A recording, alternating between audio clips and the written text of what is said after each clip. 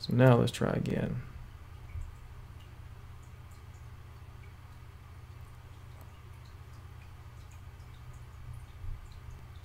Oh, all right, there we go.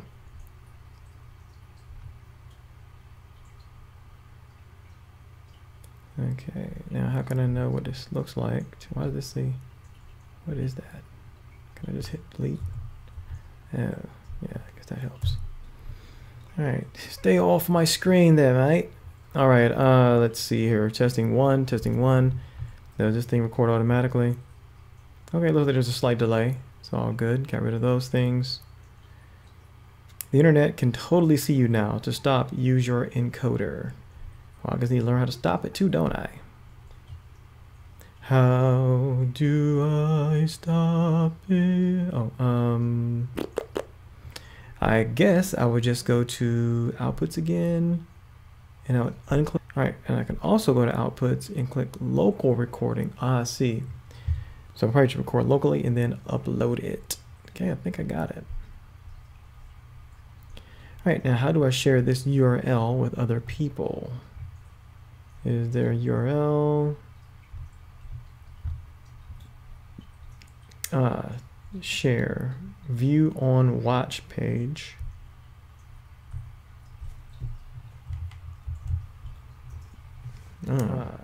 Share, view on watch page.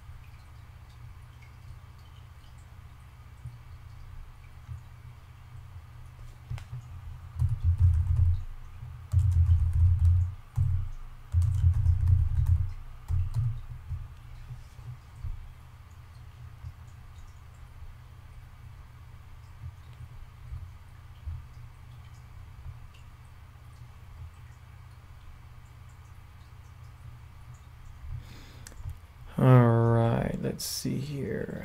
Why does that still say connection closed? I thought I fixed that. Oh, that's the first image it shows. I think I got it. Let's see, and can I get stats on this end of the software? Viewers 1. Okay, yes, I see that. Okay. And trying to learn this new software here. I've had it for a while. I've just been too lazy to learn how to do it, so I decided to take some time to learn how to do it. Only took me 10 minutes, but it looked more difficult than it really was. It's very similar to the old streaming technology I used to use. It's just a different interface. It's been a while since I've been able to riff just on the fly talking about things. I tend to just talk to colleagues live, or I may go out to free thought meetings and whatnot and have conversations with people, but it's very rare that I've had an opportunity to express myself live on the air. It's been a very long time, and I think it is about time I get back on things. I guess you could say I tend to take a rather, I guess one way of looking at it is a rather conservative view when it comes to my take and approach on things that I try to argue for or against. I try to make sure that I'm very honest about what I know and what I don't know, and to try to allow others to give me some insights on some things I might have missed. I think that's very vital, and it's important to people to let their ego go and just say, hey, you know what? I didn't know. I didn't consider that. Awesome. Moving on, right? So I know that the question of my veganism keeps coming up a lot. Colleagues at work, people here on Facebook, and I don't preach. I don't have any reason to preach. I just have questions. I believe in the Socratic method of dialogue, so I try my best to just try to get people to see things in a different way. It's not about winning a conversation. You have people say, "Oh, well, I've taken 80,000 courses in nutrition," and yeah, it's not even about all that. You know, when it comes, it depends on, find out what that person's perspective is first, and then start trying to figure out, because they may not care about nutrition, And I know that, for instance, I'm one of those. I am not vegan because of nutrition. And there are also many different moral arguments as well. I think people miss those as well. I think there's only one moral argument, and so therefore they attack that. What I've noticed among many vegan discussions is that they'll slide into another kind of argument or discussion, kind of ancillary to the actual topic originally. And I can't stand it when people do that. It's like people, but it makes sense. People are comfortable arguing from their position. They're comfortable arguing from, where they, where they feel they can do the best. And it's kind of natural to kind of bring someone around from their position onto yours so that you can then start attacking a straw man and look awesome. I get that. But anyway, I see that 2 people tuned in. Thanks. I'm just kind of testing here, but I appreciate it. If you want to ask me any questions, feel free to do so. I think I'm going to start maybe doing this I may post this like on Amazing Life and use this as an opportunity to discuss animal biodiversity. But at the same time, since I really do care about sentient life, but I love pretty much almost all life as long as it's not killing me. So I think that might be a good spot to actually converse more about, just being better stewards of our environment and talking in a more passionate and caring way about our animal cousins on this planet. But so I believe in having a rational discourse. I can't stand it when someone just starts talking or insults vegans just because they've had bad experiences. That's no different than Christians, for instance, attacking atheists. Just because they had a really bad experience with a particular atheist. That doesn't mean you should just go beat them up. Every single atheist you meet or every single Christian you meet because you've had some bad experiences. I don't think people should do the same thing either for vegans, vegetarians, or omnivore meat eaters, or carnists, as they like to caricature them. And I say they because I look at myself, I'm my own individual. I listen to arguments, I listen to ideas, I take information, I absorb it, and I try to make the more rational, or make a rational decision, or have a very rational discourse about what's going on, instead of just picking sides. And I think there's too much of that going on. We see that happening right now, right, in our state of politics, and we see this, I think many of us may see this every single day. And I'm sick of it. Pick out what is valid, what makes sense, and let's discuss those issues. If it doesn't make sense, call it as it is. Just don't try to justify your actions just because you're part of a particular team, or shall I say you're defending a particular concept only because you're with a particular team. That doesn't make any sense to me. So when I look at documentaries, for instance, talking about historicity of Christianity or something, if I see something that's wrong and stupid, I'm not going to sit there and just pretend I enjoyed the whole thing and it's all awesome just because I want to support my team. So I wouldn't do the same. So as such with veganism, or even vegetarianism or whatever, I would do the same thing. I would just say that doesn't make sense, and make sure I call them out on it, and move on from there. But anyway, there has been some question about why am I vegan, and a rational perspective. Well, what I'd like to say is this. First of all, I believe that it is important that we reduce pain, torture, and death, in this world as much as possible. And if we don't need to do these things, then we should figure out alternatives to them if we don't need to do them. And I think in many respects, it is not necessary. Notice I didn't say all, it's just that in many there aren't. So again, as a rational vegan, as I like to call myself, hey, maybe I can make that a website. But anyway, I understand that there are some people who may have no choice, and that is just part of their lifestyle. In fact, their physiology may have even evolved, or adapted to partake in a particular form of dietary consumption. So that is what it is, and you can't force somebody. No, you must stop eating all that seal meat and seal blubber, and you're going to eat just carrots, broccoli, peas, and corn and beans from now on. They may die. That is not something that their body is adapted to, and that is not their physiology just won't probably tolerate that. They'll probably just have horrible diarrhea and probably die of some kind of dehydration or something. I don't know. Is it possible over time? Sure. Sure, over time. But but not this generation probably, if they like the Inuits and whatnot. They've been out there for so long. But they live short lives as well. So, I mean, I haven't looked at the studies, but I mean, I would argue if they add probably more vegetation to their diet, it should extend their lives. But I don't think they can stop probably eating meat and blubber altogether, or whatever they eat. I don't know. Without, just joking. But I don't think they can stop their current mode of eating without causing some kind of adverse effects to their physiology. But that is not me. So if I'm in a position to not contribute to pain, torture, misery, death, maiming, and slaughter, then I'll do what I can to help that. They are our organismal animal cousins. What's the point? Why would I do such a thing? So, so that's how the live chat works. Hi, the Bahana, much appreciated. There we go. Okay, cool.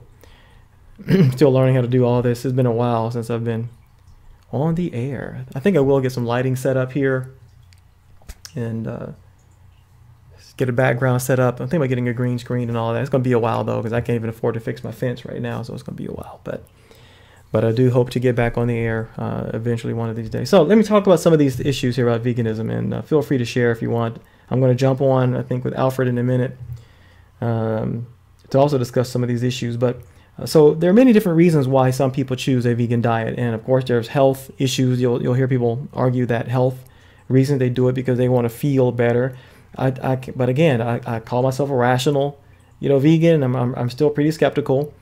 I hate it when I see someone go on a vegan diet for like 2 days and they're like, oh my God, I can throw all my medicine away. I mean, it's it's ridiculous. No, that's not how it works. Can there be drastic improvements in even 10 days or 2 weeks even? Sure, you can see some things begin to drop and whatnot. But it depends on what you're testing for. You may be losing some other things if your diet is not adequate. And I think these are things people miss, but it's not that difficult. The research is there. The problem is that a lot of people don't know how to do research. And I think that's another program I plan on doing in the future. I kind of like laying back. Thanks, Mango. But yeah, so health reasons. But again, it depends. Your arguments are not going to work against a vegan if they are not a vegan because of health reasons. And I think sometimes people assume that, because you're a vegan, you think you're better, you're more healthy than I am. And so they scurry right away to pulling in all their information and data about how it's not as healthy. That was not the argument. That's not my argument. Some people may be doing that, but mine would be more of, it's a moral issue for me. And I don't even like to argue moral, because then people start throwing in all these philosophical arguments. And really the issue is, for me, is what is comfortable for me and what makes me feel good about myself as a human being that is not contributing to the pain, torture, and death of organisms, of living sentient beings for no reason. I don't feel like I'm a hypocrite in that regard. I can't say, I like animals, delicious. To me, it just does not make sense to me. And especially if I don't need to. So that is the problem. And I think many people try to add all these arguments to justify what they do when there are really no really good arguments for it. You do it because you want to, period.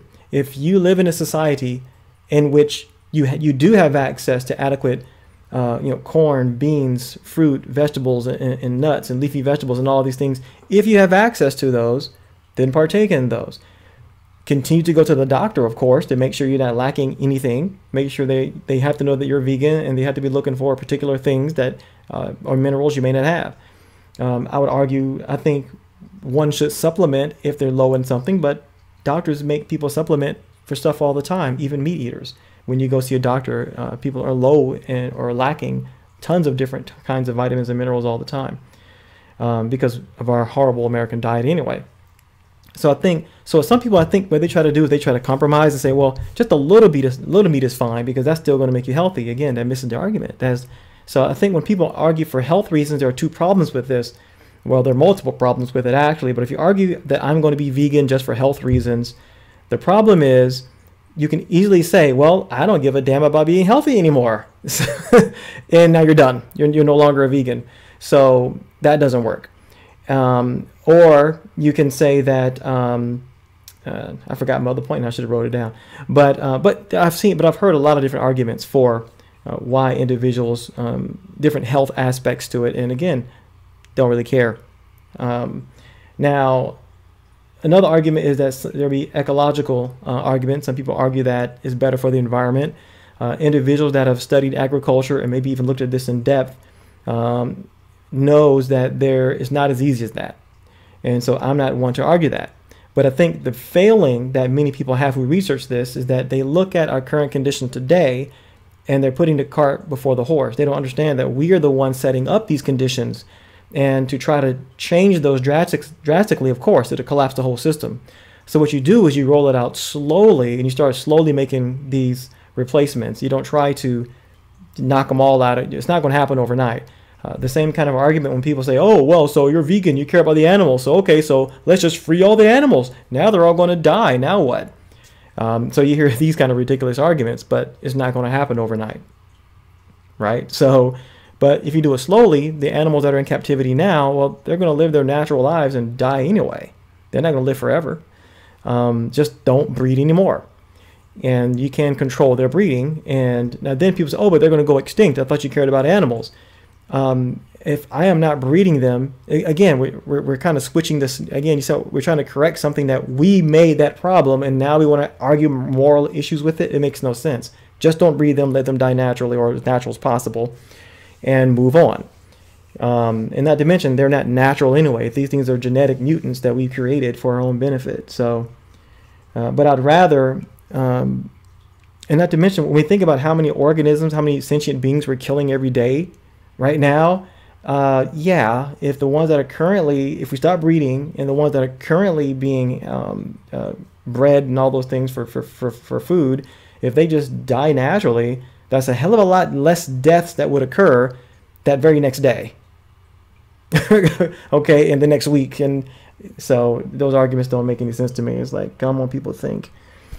Anyway, and another argument some may argue is about, I know for me, again, not even considering the moral argument, is really it's just contradictory. Again, like how can I brought up an argument to someone a minute ago about, on Facebook here, about why, no, what would she do if she heard a dog yelping outside her window and she sees a man pouncing on it, stabbing it with a knife?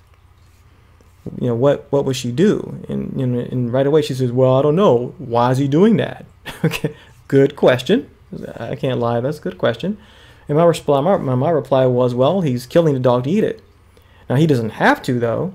He just likes the taste of dog meat. Most human beings would do whatever they can to stop this guy. They would call whatever they can within their ability. They would yell at the window, hey, stop that guy. What are you doing? Call the police. Some folks will go out with knives and guns to stop this guy because he was killing an innocent animal. But again, that means it's a cultural phenomenon. We're only doing that because we have learned over time to show more affection toward dogs than we do the animals that we eat, whether that's cows and pigs and chickens and all these other things. But why is there that differentiation? So that means it is a cultural adaptation, but it is not necessary. You see what I'm saying? So that's just how we have kind of been programmed to see them as food items.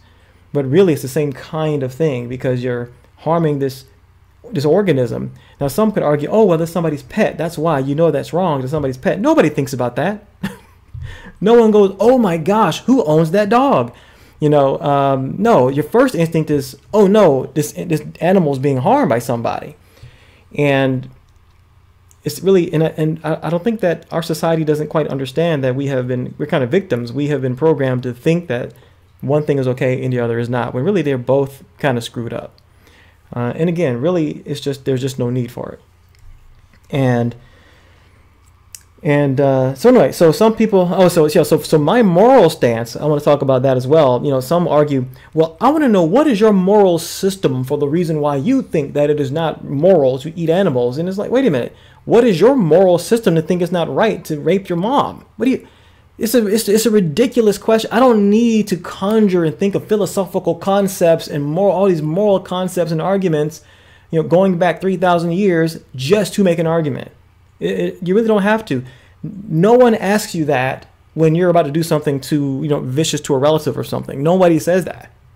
You know what I mean? So I just find that it's such a ridiculous. I don't need a moral system. Okay? Let me just explain. That's why I said when it comes down to the moral argument, and I'm leaning more toward that. But what I really like to argue, though, for me is really it's also just it's a contradiction, and it makes me look like a jerk to say I like animals, but then I also eat them. For me, those are mutually exclusive. It just doesn't make sense to me. If somebody can explain to me how it is, then I'll listen. But most of the time, these arguments go back to it just tastes good, or I need meat. No, you don't. There are people who are living in their hundreds who don't eat meat, so we know that we don't need it. So when I hear these kind of arguments, something's wrong. Something doesn't make sense, and we should realize that we are victims of this process. Okay, and if there are any vitamins that are lacking, then we can always supplement with them. We do that anyway. And this is another argument that people argue about. Well, vegans, obviously your diet doesn't work, dude, because you have to supplement with vitamins. You eat Wonder Bread, dude. Your bread is enriched. We've been enriching our food since the 20s. Okay, and I don't think a lot of people know that. Like, you think all those vitamins on that NutriFacts thing, nutrition facts thing is like that's what naturally comes with it? No, we fortify all those. We enrich these foods with these vitamins because during the processing of these foods, they are stripped from a lot of their vital nutrients. So we put them back in it. Okay, and it's cheaper for us to do it that way. But what's happening then is really what they're saying is we're going to take these foods out of their natural state, grind it all up and process it all these different ways so we can process it better, package it better, ship it out and all that. But we need to make sure we put those vitamins back. All right. Well, depending on your lifestyle and where you live, you can just go directly to the actual source, right? Rather than go get your plants, your fresh fruits and vegetables someplace else. You can make your own bread if you didn't know. One of my colleagues at work today, she showed me how she makes her own cereal. I was like, mind blowing. Never thought about that before. It looked a little crunchy, but she's able to do it. So, oh, you're welcome. Thank you, Monique. I appreciate it. And it's funny. It feels so natural for me to do this as well because I guess I've been involved in debate for 15 years, and so I know when I'm presenting a bad argument, and I know when I hear bad arguments. So I know how to avoid them in advance before I say them, and I catch them when I hear them in return. So for me, but it's really not even all that. It's really just about being honest. And I think that is what we're missing. Just be honest. If we can do that, we can make this world a better place. We lie to ourselves so that we can maintain the status quo. Yes, chicken tastes good. Yes, steak tastes good. Yes, fish. Okay, I don't like much fish, but yes, fish tastes good or whatever. But so what? There are plenty of things that taste good, so that's not a valid argument, obviously. And so anyway, so again, and people find it very difficult and troubling to be able to. Oh, hey Alfred, sorry, I didn't realize how much time is going by. I'm just talking. Yeah, I'm just going by, just talking about this. But sure, let me see. How do I do this? I'm new to this thing here. So I don't know how to bring you in here. I'm just like talking here on my live YouTube thing. So I know it's been a while. It's been a while. I used to do this stuff all the time before YouTube had all this stuff. I used to have my own server and everything. So, but I am a noob here for sure. All right, guys. Well, thanks for the test. I appreciate it. I'm going to go ahead over to Drognox Silvis channel. And but in the future, I'm hoping to do more. Like I said, I want to get a really, really good USB camera here, set it up nice and professional, and start back the program. So, all right, thanks, guys. I appreciate it. I'm going to go ahead and stop broadcasting now and head on over to another channel. I think he's going to post it on Facebook. If you guys want to tune in, you can post it there, and we can check things out there.